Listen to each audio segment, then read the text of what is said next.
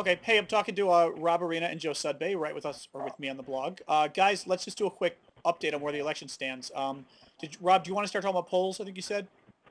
Sure. Let's talk a little bit about where we are with the polls. And I think let's start with a quick caveat, which is the reality of where we are with polling is nobody really knows who's going to show up. And we saw this throughout the entire primary. We're in a position where people have a really hard time guessing who's going to show up. So I'm just going to Gallup up here for a second. I'm going to look over and I'll tell you what the numbers are. With registered voters, Obama is leading 50 to 43. With likely voters in their expanded profile, Obama is leading 51 to 45. But with likely voters using a traditional profile, Obama is only leading by 2, 49 to 47. All right.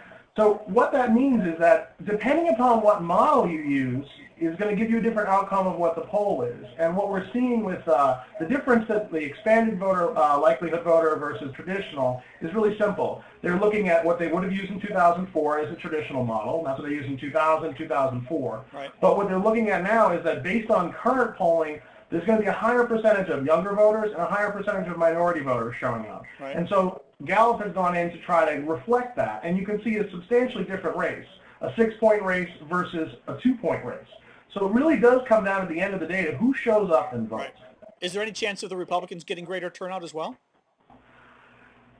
You know, clearly you can see McCain is attempting to do that with both the Palin pick earlier in the season and the last debate as well, kind of bringing up and dredging up every internet rumor that ever came to be. And I think that that has some potential to at least excite their base. And maybe you lose a state like North Carolina or Indiana as a result of that. But I don't think it fundamentally changes the map. I don't know, Joe, do you disagree? Yeah, I actually agree with that. I think one of the things we're seeing, and it's a reflection of the polling, and I agree with you on the polling. I think actually the models are probably closer to registered voters this year than they've ever been in terms of what turnout will be. And we're seeing that in some of the early voting. If you look in Georgia, the turnout for African-American voters is extremely high already. There's a lot of excitement on our side. That doesn't exist on the other side. And when you look at the map and where the candidates are, they're campaigning, both Obama and McCain are campaigning in the same states, and they're states that John McCain has to win. He's getting to I think McCain is almost at a no-win situation. I mean, he's campaigning in Virginia, North Carolina, Florida, Indiana. We're seeing West Virginia pop onto the screen as a state that is a toss-up. I keep hearing, looking at the numbers in Georgia, they're not great for John McCain. And again, those numbers aren't great using older models for turnout for polling. Why does it matter that he's in these states? Well, this is a simple one, right? I mean, if you look at that would the be map, that would be our Washington D.C. siren going Every off. time. But that's our trademark, so people know our copyright, that they know we're here. Every single time. No, but I was saying, because you listed a number of states and why it showed John McCain's in trouble because he's in those states. Tell people why he's not supposed to be in those states. There were two articles in opposition today on Politico, which I thought were interesting. Editor of Politico paired these two up. The first was, what are the networks going to do if John McCain loses Virginia at 7 o'clock Election Day? Because the reality is there's no model that anyone really is working with where John McCain can lose Virginia and still win the election. Right. And so they're talking about this going, what are we supposed to do with that? At the same time, there's another article right below it from Obama's campaign staff saying, don't get cocky. And that's a really important message. Right. Because people need to show up and vote. If people in California don't show up and vote, we have ballot initiatives on the ballot in California that we need. So the reality is that at this point in the race, McCain is in states, as Joe was saying, he's not supposed to be in. If he loses Virginia, it's done for. I'm very loath to put one state in that category like we've done with Ohio in the past or like we've done with Florida, but it's more in our favor this time. If he loses one of these states, it's impossible for him to win. Right, and I think Rob makes a very important point about momentum. I mean, the way we feel, and I think all of us feel, and most of the people who read our blog and the other blogs, I don't want to just win. I want to crush them. Yeah, right. And I think our side is incredibly motivated. You can feel the energy. You can feel the momentum. And we've been at this for a long time. Over a year and a half. It just feels like it's building and building and building. Well, and it's important. I think the key thing and I think that the blogs will do a good job of trying to maintain momentum. I know the Obama campaign is doing that, and the Senate races. That's the other thing. When you look at those Senate races, it's phenomenal what could happen there. Chuck Schumer and the DSCC are pumping money into Georgia, into Kentucky, into North Carolina, into Mississippi. I mean, we're looking at a possible 60-seat Senate. And the anti-gay proposition in California, same problem. Right. You were showing me an article back with was it Carter versus Carter. Reagan?